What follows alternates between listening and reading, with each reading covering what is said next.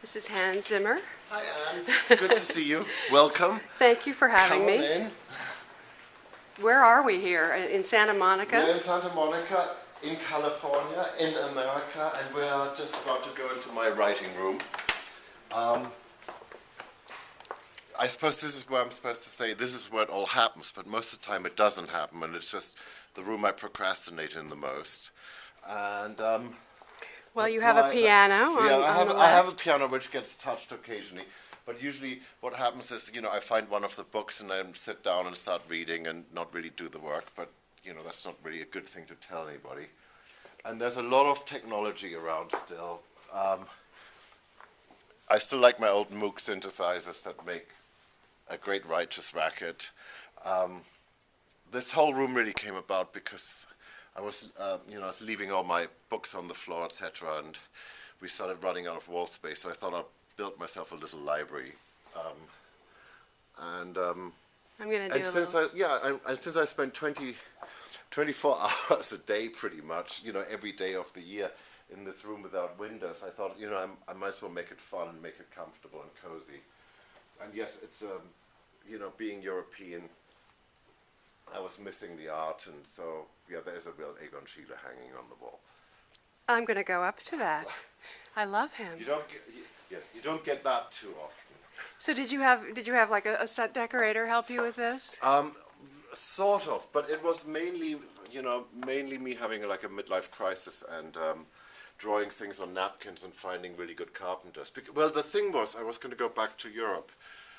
Because I was missing it, and then I thought, hang on a second, I'm in Hollywood. I can have whatever I want built. Exactly. So now you have a lot of space here. You're running an entire organization with building after building after building. How did that come about? What are you doing out here? Loneliness, boredom, and actually recognizing other people's talents as being something really interesting. And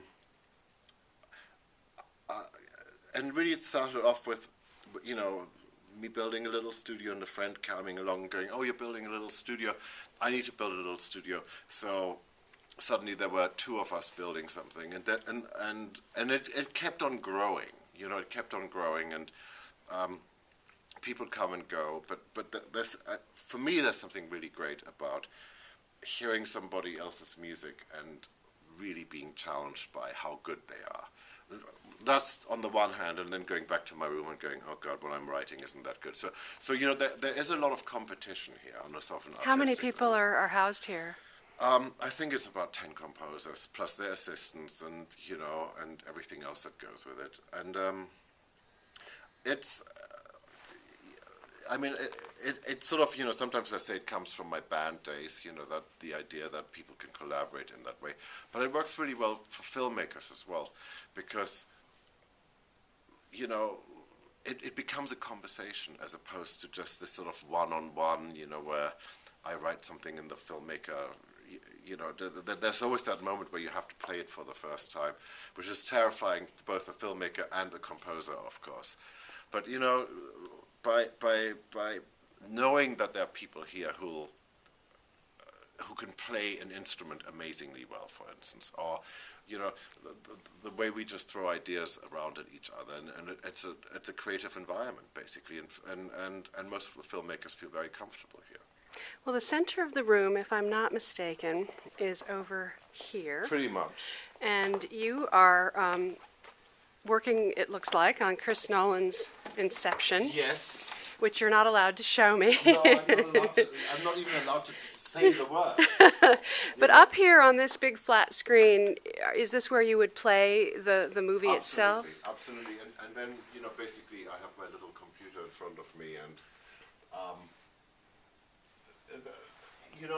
the days of writing on paper and playing something on the piano and going, but this is where the strings come in and this is where the horns come in. First of all, I'm not a good enough player, which is sort of, in a funny way, a little bit beside the point, but there's something, I don't even know if it's, yeah.